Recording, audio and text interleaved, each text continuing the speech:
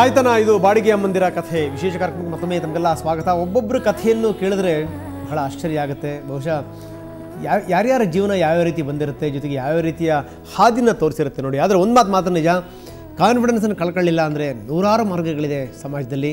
ಇವರು ಆರಿಸ್ಕೊಂಡಿರುವಂಥದ್ದು ಅದು ಉತ್ಕೃಷ್ಟವಾದಂಥ ಒಂದು ಮಾರ್ಗ, ನಿಜಕ್ಕೂ ಒಂದು ಧರ್ಮದ ಮಾರ್ಗ. ಯಾಕಂದರೆ ಬಹಳಷ್ಟು ಜನ ತಂದೆ ತಾಯಿಗಳಿಗೆ ಮಕ್ಕಳಿಲ್ಲ ಅಂತ ಕೊರಗ್ತಾ ಇರ್ತಾರೆ ಗಂಡ ಹೆಂಡತಿ. ಅಂಥವ್ರಿಗೆ ಇವರು ಮಗುವನ್ನು ಹೆತ್ತುಕೊಡುವಂಥದ್ದು, ಇದಕ್ಕಿಂತ ದೊಡ್ಡ ಭಾಗ್ಯ ಇನ್ಯಾವುದಿದೆ ಹೇಳಿ. ಬನ್ನಿ, ಮತ್ತಿಬ್ಬರು ನಮ್ಮ ಜೊತೆಗೆ ಜಾಯ್ನ್ ಆಗಿದ್ದಾರೆ ಈಗ ರೇಷ್ಮಾ ಅವರು ಮತ್ತು ಶಶಿರೇಖಾ ಅವರು. ರೇಷ್ಮಾ ಅವರೇ, ಕಾರ್ಯಕ್ರಮಕ್ಕೆ ತಮಗೆ ಸ್ವಾಗತ. ಸೊ ಮತ್ತೊಬ್ಬರು ನಮ್ಮ ಜೊತೆಗಿದ್ದಾರೆ ಶಶಿರೇಖಾ ಕೂಡ ಇದೀಗ ಜಾಯ್ನ್ ಆಗಿದ್ದಾರೆ. ಶಶಿರೇಖಾ ಅವರು ತಮಗೂ ಕೂಡ ಕಾರ್ಯಕ್ರಮಕ್ಕೆ ಸ್ವಾಗತ. ಸೊ ಇವರಿಬ್ಬರ ಜೊತೆ ನಾನು ಮಾತಾಡ್ತೀನಿ. ಆದರೆ ಅದಕ್ಕಿಂತ ಮೊದಲು ಮತ್ತೊಮ್ಮೆ ಗುರುಮೂರ್ತಿ ಅವ್ರನ್ನ ನಾನು ಕೇಳಲಿಕ್ಕೆ ಬಯಸ್ತೀನಿ. ಗುರುಮೂರ್ತಿ ಅವರೇ, ಈಗ ಮೇಡಮ್ ಕೂಡ ಹೇಳಿದ್ರು, ಮೀನಾಕ್ಷಿ ಮೇಡಮ್ ಕೂಡ ಹೇಳಿದರು, ಸೊ ಬಂದವ್ರನ್ನ ನಾವು ಕೌನ್ಸಿಲಿಂಗ್ಗೆ ಒಳಪಡಿಸ್ತೀವಿ, ಅವ್ರಿಗೆ ಮನವರಿಕೆ ಮಾಡ್ಕೊಡ್ತೀವಿ. ಅವ್ರಿಗೆ ನೀವು ಹೇಳಿದ್ರಿ ಏನು ಅಂತಂದ್ರೆ, ಆರಂಭದಲ್ಲಿ ನಾನು ಮಾಡಿದಂಥ ಸಂದರ್ಭದಲ್ಲಿ ಡಾಕ್ಟ್ರುಗಳೇ ನನಗೆ ಹೇಳಿದ್ರು ಇದು ಮಾಡ್ಲಿಕ್ಕೆ ಸಾಧ್ಯ ಇಲ್ಲ ಅಂತೇಳಿ ಅಂತ. ಹೌದು ಸರ್. ಸರ್, ಹೆಂಗೆ ಅದು ಇಂಪ್ರೂವ್ ಆಗ್ತಾ ಬಂತು ಸರ್? ಇಂಪ್ರೂವ್ಮೆಂಟ್ ಅನ್ನೋಕ್ಕಿಂತ ಇನ್ವಾಲ್ವ್ಮೆಂಟ್ ನಂದು ಏನು ಗೊತ್ತಾಯಿದೆ ಸರ್. ಈಗ 99% ಎಲ್ಲ 95% ಬಿಸ್ನೆಸ್ಸು, 5% ಫ್ಯಾಮಿಲಿ ಅಂತ ಹೇಳ್ತಾರೆ. ನಾನು ಇದರಲ್ಲಿ 100% ಇನ್ವಾಲ್ವ್ಮೆಂಟ್ ಆಗಿಬಿಟ್ಟಿದ್ದೀನಿ. ಅಂದರೆ ಇದು ನಂದೇನೆಂದರೆ ಒಂದು ಗುರಿ ಜೀವನದಲ್ಲಿ ಏನಾದರೂ ನನಗೆ ಇವತ್ತು ಕೂಡ ಅಷ್ಟೇ, ನಾನು ಎಲ್ರಿಗೂ ಹೇಳ್ತೀನಿ, ಈ ಸರೋಗೇಟ್ ಕಾನ್ಸೆಪ್ಟು ಮಾಡುತ್ತಾ ಇದ್ದೀನಿ ಅಂದರೆ ಅದರಿಂದ ಉದ್ದೇಶ ನನಗೆ ದುಡ್ಡು ಮಾಡಬೇಕು ಅಥವಾ ಇನ್ನೊಂದಿಲ್ಲ. ತುಂಬ ಹೆಸರು ಬಂತು ನನಗೆ. ಹೆಸರನ್ನೋಕ್ಕಿಂತ ಹೆಚ್ಚಾಗಿ ನನಗೊಂಥರ ಈಗ ನೋಡಿ, ನಾನು ಮನೇಲಿ ಹೋಗಿ ಮಲಗಿದಾಗ ಒಂದು 4 ಜನಕ್ಕೆ ಯೂಸ್ಫುಲ್ ಆಗ್ತಾಯಿದ್ದೀನ ಅಂತ ಒಂದು ಅನಿಸ್ತದೆ. ನನ್ನ ಮಗಳು ಏನು ಹೇಳ್ತಾಳೆ ಅಂದರೆ, ನನ್ನ ದೊಡ್ಡ ಮಗಳು, ನಮ್ಮಪ್ಪ ವರ್ಲ್ಡಲ್ಲಿ ಯಾರೂ ಮಾಡಲ್ಲ ಆ ಥರ. ನನಗೆ ಗೊತ್ತಿಲ್ಲ, ಅದು ಎಕ್ಸ್ಪೆಕ್ಟೇ ಮಾಡಿರಲಿಲ್ಲ ನನ್ನ ಮಗಳ ಹತ್ರ. ಅವಳು ಆ ಥರ ಹೇಳ್ತಾಳೆ, ನಮ್ಮಪ್ಪ ಒಂದು ಒಳ್ಳೆ ಕೆಲಸ ಮಾಡ್ತಾರೆ, ಪ್ರಪಂಚದಲ್ಲಿ ಯಾರ ಕೆಲಸನೂ ಯಾರೂ ಮಾಡೋಕ್ಕಾಗಲ್ಲ, ಆ ಥರ ಮಾಡ್ತಾಯಿದ್ದಾರೆ ಅಂತ ಇವತ್ತು ನನ್ನ ಮಗಳು ಹೇಳ್ತಾ ಇದ್ದಾಳೆ. ನನಗೆ ನನ್ನ ಮಗಳಿಗೆ ಅರ್ಥ ಆಗೈತೆ ನನ್ನ ಕಾನ್ಸೆಪ್ಟು ಅಂದರೆ ನನಗೂ ತುಂಬ ಹೆಮ್ಮೆ ಅನ್ನಿಸ್ತದೆ. ಏಕೆಂದರೆ ಅಷ್ಟೊಂದು ಇನ್ವಾಲ್ವ್ಮೆಂಟು ಇದರಲ್ಲಿ. ಸ್ವಾರ್ಥ ಅನ್ನೋದು ಇರಬಾರ್ದು ಸರ್. ಸ್ವಾರ್ಥ ಅಂದರೆ ಏನು ಗೊತ್ತಾ ಸರ್ ರಂಗನಾಥ್ ಸರ್, ಇವಾಗ ನಾನು ಅವ್ರಿಗೆ ಅದರಿಂದ ದುಡ್ಡು ಮಾಡ್ಕೊಂಡು ನಾನೇನೋ ಇದು ಮಾಡ್ಕೊಂಡು ಮಾಡ್ತಾಯಿಲ್ಲ. ನಾನೆಲ್ಲ ಚೆನ್ನಾಗಿದ್ದಾಗ, ಈಗ ಯಾರೋ ಒಬ್ಬರು ಹೇಳಿದ್ರು, ಇವರು ಶುಭವ್ರು ಹೇಳಿದ್ರು, ಗುರುಮೂರ್ತಿ ಸರ್ ಯಾವುದೇ ಥರದ್ದು ತೊಂದರೆ ಇಲ್ಲ, ಪ್ರಾಬ್ಲಮ್ ಇಲ್ಲ, ಅವ್ರು ಏನಕ್ಕೆ ಮಾಡ್ತಾಯಿದ್ದಾರೆ ಅಂದರೆ ನಮ್ಮಗೋಸ್ಕರ. ನಾನಿವಾಗ ನಂದು ಎಲ್ಲ ಥರದ್ದು ಅನುಭವಗಳು, ಎಕ್ಸ್ಪೀರಿಯನ್ಸ್ನ ಇದರಲ್ಲಿ ಇನ್ವಾಲ್ವ್ಮೆಂಟ್ ಆಡ್ಕೊಳ್ಳಿ. ನಾನು ಏನೇನೋ ಮಾಡೋಕ್ಕೆ ಹೋಗಿದೆ ಮೊದಲೆಲ್ಲ. ಇದಕ್ಕಿಂತ ಮುಂಚೆ 15 ಇಯರ್ಕಿಂತ ಮುಂಚೆ ಈ ಮೆಡಿಕಲ್ ಫೀಲ್ಡಲ್ಲಿ ಇದಕ್ಕಿಂತ ಮುಂಚೆ ಜೊತೆಲೆ ಬಿಸ್ನೆಸ್ ಮಾಡ್ತಾಯಿದ್ದೆ. ನಾನು ಏನು ಮುಟ್ಟಿದ್ರೂ ಸಕ್ಸಸ್ ಆಗ್ತಾಯಿದ್ದೆ. ನನಗೆ ಅವಾಗ ಅನ್ನಿಸ್ತಾ ಇತ್ತು ನನಗೇನಕ್ಕಂದರೆ ನಾನೆಲ್ಲೋ ಬಿಸ್ನೆಸ್ಸಲ್ಲಿ ಇನ್ವಾಲ್ವ್ಮೆಂಟ್ ಆಗೋದಕ್ಕೆ ಅಂತ. ಬಟ್ ಎಲ್ಲದರಲ್ಲೂ ನನಗೆ ತೃಪ್ತಿ ಸಿಗ್ತಾ ಇರಲಿಲ್ಲ. ಸಮಾಜಕ್ಕೆ ಏನಾದ್ರು ಕೊಡಬೇಕಲ್ಲ, ಏನಾರೋ ಕೊಡಬೇಕು, ಏನಕ್ಕೋ ಸಹ ಇದಿಲ್ಲ, ಒಂದೇನೇನೋ ಅದು ಹೇಳ್ಬಾರ್ದು ಬಿಸ್ನೆಸ್ಗಳೆಲ್ಲ. ಯಾವುದು ಮಾಡ್ತಾ ಇದ್ದಾಗ ಅವಾಗ ಏನು ಮುಟ್ಟಿದ್ರೂ ಸಕ್ಸಸ್ ಆಗ್ತಾಯಿದೆ. ಒಂದು 100 ರೂಪಾಯಿ ಇನ್ವೆಸ್ಟ್ ಮಾಡಿದ್ರೆ ಅದರಿಂದ 1 ಲಕ್ಷ ರೂಪಾಯಿ ಲಾಭ, ಅಷ್ಟೊಂದು ಬಿಸ್ನೆಸ್ ಟ್ರಿಕ್ಸ್ ನನಗೆ ಇದೈತೆ. ಆಮೇಲೆ ಬರ್ತಾ ನನಗೆ ಏನು ಮಾಡಿದ್ರೂ ಒಂಥರ ಏನೋ ಆತ್ಮತೃಪ್ತಿ ಇರಲಿಲ್ಲ. ಆಮೇಲೆ ಇದನ್ನು ನೋಡ್ಕೊಂಡೆ, ಇದನ್ನು ಯಾಕೆ ಒಂದು ದೊಡ್ಡದಾಗಿ ಮಾಡಬಾರ್ದು, ಇದು ಸುಮಾರು ಪೇಷೆಂಟ್ಗಳಿಗೂ ಇನ್ವಾಲ್ವ್ಮೆಂಟ್ ಆಗುತ್ತೆ ಅಂತ ನಾನು ಆ್ಯಕ್ಚುಲಿ ಈ IVF ಅಂತ ಟ್ರೀಟ್ಮೆಂಟ್ಗೆ ಬರ್ತಾ ಇರಲಿಲ್ಲ. ಯಾರೋ ಜನಗಳಿಗೆ ಪ್ರಚೋದನೆಯಿಂದ ನೀನು IVF ಮಾಡ್ತಾಯಿದ್ದೀಯ, ಅದು ಮಾಡ್ತಾಯಿದ್ದೀಯ ಅಂದರು. ನಾನು ಮಾಡ್ತೀನಪ್ಪ, ಮಾಡಿರಿ, ಅದೇನು ನೋಡೋಣ, ಇವಾಗ ಫೇಸ್ ಮಾಡೋಣ ಅಂದ್ಬಿಟ್ಟು IVF ಮಾಡೋಕ್ಕೂ ಸ್ಟಾರ್ಟ್ ಮಾಡಿದೆ. ಆಮೇಲೆ ಅಂದರೆ ಐಡೆಂಟಿಟಿ ಇದು ಮಾಡ್ಕೊಂಡು ಎಷ್ಟು ಜನಕ್ಕೆ ನಾನು ಸಾವಿರಾರು ಜನಕ್ಕೆ ಮಾಡಿದ್ದೀನಿ. ಇವತ್ತು ಒಂದು 2000 ಮೇಲೆ 2000 ಯಾಕೆ ತುಂಬ ಜಾಸ್ತಿ ಮಾಡಿರ್ಬೇಕು, 3000 ಮೇಲೆ ಎಗ್ ಡೊನೇಟ್ ಮಾಡ್ತಿದ್ದೀನಿ. ಎಲ್ಲರ ಹತ್ರನೂ ಚೆಕ್ ಇಸ್ಕೊಂಡು ಅಗ್ರಿಮೆಂಟ್ ತೆಗೆದುಕೊಂಡು ಮಾಡ್ತಾಯಿದ್ದೆ. ಅಗ್ರಿಮೆಂಟ್ ಅಂದರೆ ಸುಮಾರು ಅದರಲ್ಲಿ ಕೌನ್ಸಿಲಿಂಗ್ ಇರುತ್ತೆ. ಕೌನ್ಸಿಲಿಂಗ್ ಆದಮೇಲೆ ಅವರು ರೈಟಿಂಗಲ್ಲಿ ಬರ್ಕೊಡ್ತಾರೆ. ಆಮೇಲೆ ಎಗ್ ಆದ ತಕ್ಷಣವೇ ಈಗ ಡೊನೇಟ್ ಮಾಡಿಬಿಟ್ಟು ಬರ್ತಾರೆ. ಒಂದು 2-3 ಅವರಲ್ಲಿ ಅವ್ರಿಗೆ ಚೆಕ್ ರೆಡಿ ಆಗಿರುತ್ತೆ ಟ್ರಾನ್ಸ್ಪರೆಂಟಾಗಿ. ನಾನು ದುಡ್ಡಲ್ಲಿ ಕರೆಕ್ಟಾಗಿ ನಡ್ಕೊಂಡೆ, ಎಲ್ಲೂ ನಾನು ಇದು ಮಾಡಲಿಲ್ಲ ಯಾವುದೋ ಇದರಿಂದ ಏನಾಗೋಯ್ತು. ನೆಕ್ಸ್ಟ್ ಬರ್ತಾ ಒಂದು ಚೈನ್ ಸಿಸ್ಟಮ್ ಬೆಳೀತು. ಇವತ್ತು 6000 ಜನ ಇದ್ದಾರೆ ನಮ್ಮ ಸಂಸ್ಥೆಯಲ್ಲಿ. 6000 ಜನ ಇದ್ದಾರೆ. ಎಗ್ ಡೊನೇಟು, ಸರಗೇಟ್ ಮದರು ಎಲ್ಲ ಸ್ಟಾಫೇ ಒಂದು 80 ಜನ ಇದ್ದಾರೆ. ಇಷ್ಟೆಲ್ಲ ಸಂಸ್ಥೆ ದೊಡ್ಡದಾಗಿ ಮಾಡಿದ್ದೀನಿ ಮೇಡಮ್. ಯಾವುದನ್ನೇ, ಯಾಕಂದರೆ ಈ ಸರೋಗೇಟ್ ಮದರ್ ಅಥವಾ ಈ ಬಾಡಿಗೆ ತಾಯಿಯಲ್ಲಿ ಹಲವಾರು ಪ್ರಶ್ನೆಗಳು ಉದ್ಭವ ಆಗುತ್ತೆ. ಇದು ಧಾರ್ಮಿಕವಾದ ಭಾವನೆಗಳಿರ್ಬೋದು, ನೈತಿಕತೆ ಇರ್ಬೋದು, ಅಥವಾ ಒಂದು ಕಾನೂನು ಇರ್ಬೋದು, ಈ ಥರ ಹಲವಾರು ಪ್ರಶ್ನೆಗಳು ಅವರಲ್ಲಿ ಉದ್ಭವ ಆಗುತ್ತೆ. ಇದನ್ನೆಲ್ಲ ನಾವು ಉತ್ತರ ಕೊಟ್ಕೊಂಡು, ಯಾಕಂದರೆ ಯಾವುದೇ ಒಂದು ಸ್ತ್ರೀ, ಈಗ ಎಷ್ಟೋ ಜನ ಇವರೆಲ್ಲ ನಾವು ಕತೆಗಳನ್ನು ಕೇಳಿದ್ವಿ, ನಿಜವಾಗ್ಲೂ ಬಹಳಷ್ಟು ಅವರು ನೊಂದು ಬೆಂದು ಅಥವಾ ಇದರ ಒಂದು ಮಾಡ್ಕೊಂಡು ಬಂದಿದ್ದಾರೆ ಅಂದರೆ ಯಾವುದೇ ಒಂದು ಸ್ತ್ರೀಯ ದುರುಪಯೋಗ ಆಗಬಾರ್ದು.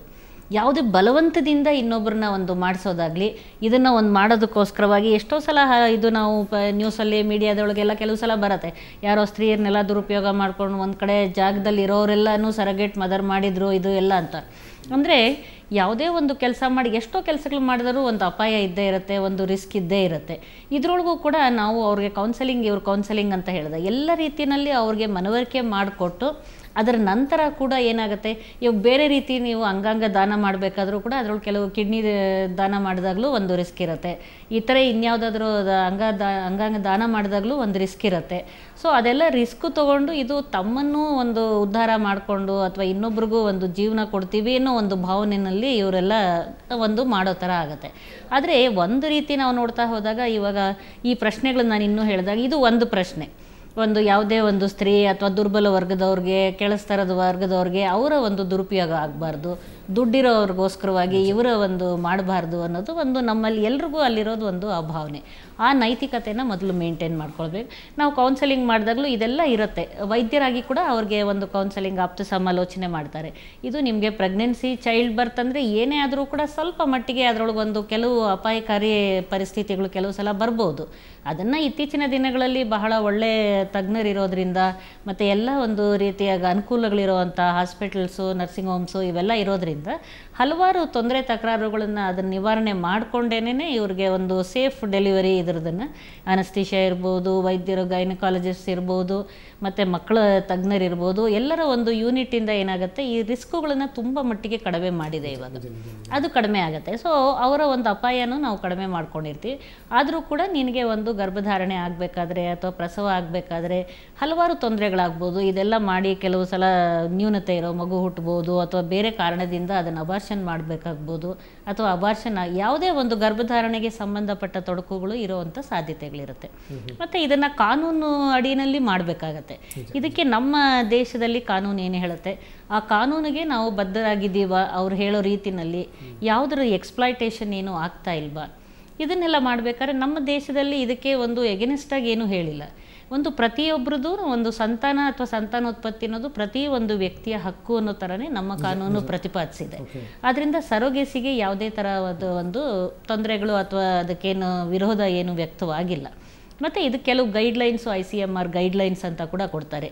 ಯಾರನ್ನು ನಾವು ಇದು ಬದಲಿ ತಾಯಿ ಮಾಡ್ಕೋಬೋದು, ಅವ್ರಿಗೆ ಆಲ್ರೆಡಿ ಈಗ ಮದುವೆ ಆಗಿರೋರು, ಒಂದು ಮಗು ಇರೋ ಅಂಥವರು, ಮತ್ತು ಅದು ಎಲ್ಲ ರೀತಿ ಆರೋಗ್ಯವಾಗಿರೋರು, ಅವರಲ್ಲಿ ಬೇರೆ ಯಾವುದೇ ರೀತಿಯಾಗಿ ಒಂದು ತೊಂದರೆ ತಕರಾರು ಅದನ್ನೆಲ್ಲ ನಾವು ಮಾಡಿದಾಗ ಇದು ಒಂದು ಒಳ್ಳೆಯ ವಿಧಾನವಾಗಿ ಮಾರ್ಪಾಡಾಗತ್ತೆ. ಮತ್ತು ಇದರೊಳಗೂ ಈಗ ಕೆಲವು ಸಲ ಏನಾಯ್ತು, ಈಗ ಫಾರಿನ್ ಈ ಉತ್ತರ ಭಾರತದಲ್ಲಿ ಕೆಲವು ಜಾಗಗಳಲ್ಲಿ ಈ ಥರ ಸರೋಗೇಟ್ ಮದರ್ ಎಲ್ಲ ಒಂದು ಇಡೀ ಒಂದು ಊರು, ಒಂದು ಹಳ್ಳಿಗಳಲ್ಲಿ ಎಲ್ಲರೂ ಭಾಳಷ್ಟು ಜನ ಸರೋಗೇಟ್ ಮದರ್ ಆಗಿದ್ದಾರೆ ಇದ್ರದ್ದು ಅಂತ ಈ ಥರ ಎಲ್ಲ ಬರ್ತಾ ಇರುತ್ತೆ.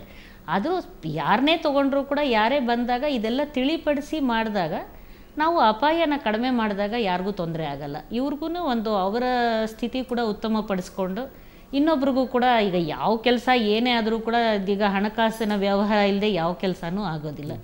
ಸೊ ಇದನ್ನು ಕೆಲವು ಸಲ ಇದನ್ನೇ ಅಂತಾರೆ, ಈ ಹಣಕಾಸಿಗೋಸ್ಕರ ಇವ್ರು ಮಾಡ್ಕೊಳ್ತಾರೆ, ಅವ್ರಿಗೆ ಅಪಾಯ ಕೊಡ್ತಾರೆ, ಇಂಥದ್ದೆಲ್ಲ ಕೆಲವು ಸಲ ಬರುತ್ತೆ.